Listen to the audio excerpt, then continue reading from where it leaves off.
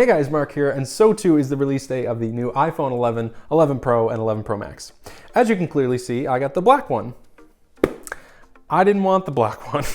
So I get to the store early and I'm the first one there. I hand over my pre-order papers and they're like, oh, sorry, the red iPhones aren't in yet. We only have black and white. I'm like, all right, okay, fine. It's not your fault. I'll take the black one then. As I'm leaving, they're like, can we take a photo for social media? You're the first one to buy an iPhone in this store. And I'm like, yay! I can only imagine what that photo looks like because I was crying inside. But anyway, enough chit chat. Let's tear open the box. All right, here we are. And as you can see, I've got all these beautiful red colors all the way around because I thought for sure I was getting that stupid product red. Stupid Jump Plus. But anyway, this is the black iPhone 11 because that's all they had, and let's unbox it. All right, so this is the iPhone 11. You've got the camera module. As you can see, the Apple logo has moved down through the middle here. The camera doesn't look all that bad, I gotta say. It's not terrible. You've got this nice matte finish on the camera logo here and glossy black on the back, which is the opposite of the iPhone 11 Pro and Pro Max. It looks pretty nice, I gotta say. There's no back screen protector on the back of this phone. There is, I can see one here on the front, but there's not one on the back. So let's just pull it out of its case. It's very, very reflective, and it's obviously gonna pick up fingerprints like nothing else, but hey, that's not too bad actually. But yeah, it looks pretty nice from the back. So let's flip it over. Gotta love the peel. So it is quite a nice looking phone, although we do have that ugly notch at the front. That hasn't changed. The only real significant design change from the XR is that camera module at the back. Everything else looks pretty well unchanged.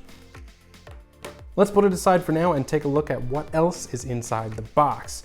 So we have our regular Apple paperwork as usual in both English and French this time because I live in Canada.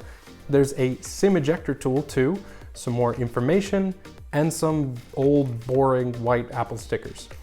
Also in the box we have some wired ear pods. I'm assuming these are still Lightning ear pods since the port on the 11 hasn't changed. Yep.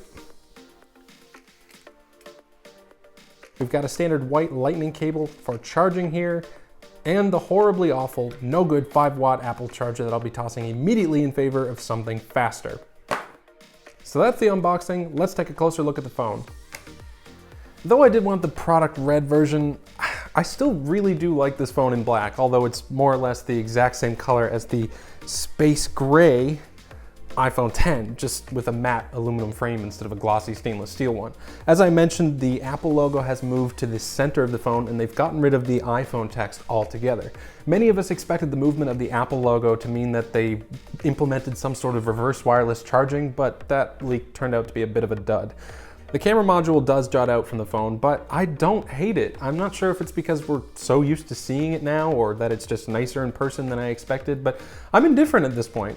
The cameras are really fun. I love the wide angle camera and I can't wait to test out the two on the back as well as the front facing one in detail. So hit that subscribe button if you aren't already to find out when that video drops. The front of the phone is a bit of a disappointment seeing as Apple didn't really change much at all. It's still the same 6.1-inch LCD as before with the same ugly notch. I'm really used to that notch by now, but I really hope they get rid of it next year given the all-screen trend that's going on now in other manufacturers because it looks great.